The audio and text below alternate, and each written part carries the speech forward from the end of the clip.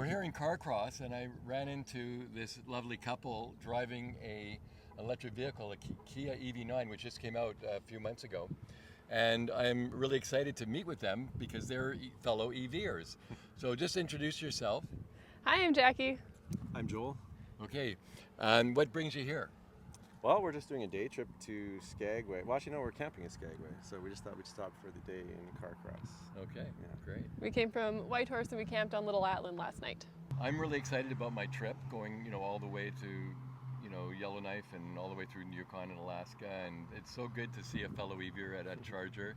I don't see too many on this trip, but I just want to know what got you, how long you've been an EVer, like how long you've been driving an electric vehicle. We've had an EV about 2 years now. We started with a Chevy Bolt. 2022, we bought the Chevy Bolt. Yeah.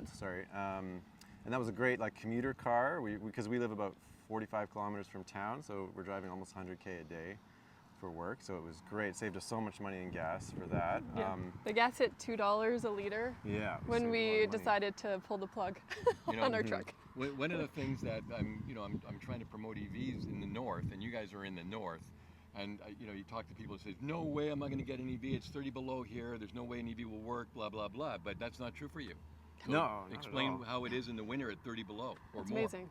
Well, we have it plugged into our charge station at home overnight, and there's zero problem starting. You just press on in the morning, and the car comes on, and it's nice and warm, and you go. Like we have other, obviously we've had lots of gas vehicles over the years.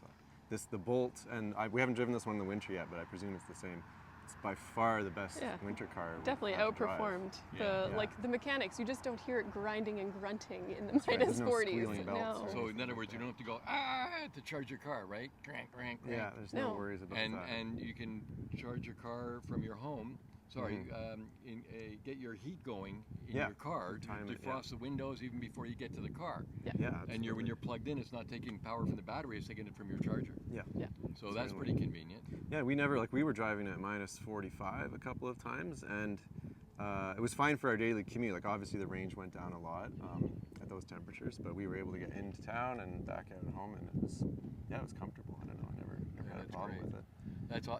This is one of the reasons why I'm up here, is to show that, even in the north, you can drive an electric vehicle, and the fact that we ran into you, you're actually proving it. There's so many people saying there's no way we can do it, and also the range. I mean, I'm sure your range you found when it was 30 or 40 below. How much did you lose? About 30%. About 30%. Well, at 45 below, it was closer to half probably. Yeah. But that was, it's not that often that it's minus 45, thankfully. Yeah. And we did a trip to Skagway actually at minus 20 something. We did the same trip where we charged here and we went up to Skagway and for the Santa train. there. Yeah, we made it. Yeah. I mean, with every electric vehicle, you are going to lose some range, but as the infrastructure improves, there's the distance between the different charge points are getting less and less, so that if you do need to charge, you have it. Yeah. And as long as you do just a little bit of planning, it's not hard, you're good to go. Yeah, there was certainly a little bit of anxiety at the start, as there always, if you're going on a long road trip. But like you say, with planning, and once you do it a few times, then you feel comfortable.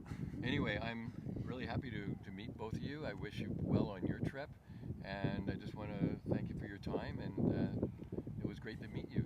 Thank you, you as well. High five. We love EV Live.